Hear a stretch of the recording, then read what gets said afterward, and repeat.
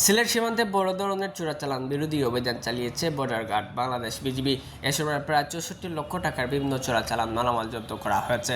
আজ 8 জুলাই 2026 তারিখে গোপন সংবাদের ভিত্তিতে সিলেট ব্যাটালিয়ন 48 বিজিবি সীমান্তবর্তী বিভিন্ন এলাকায় অভিযান পরিচালনা করে।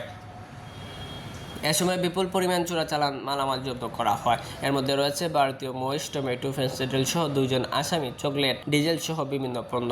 এছাড়া বাংলাদেশ থেকে পাচারকালে শিং মাছ, রসুন, সুপারি এবং অবৈধ বালু পাথর বহনকারী নৌকা আটক করা হয়।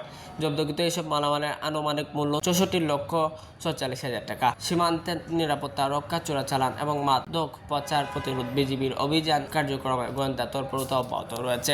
আটককৃত মালামালের বিরুদ্ধে বিধি মোতাবেক প্রয়োজনীয় আইনানুগ ব্যবস্থা গ্রহণ করা হবে বলে জানিয়েছেন বিজিবি।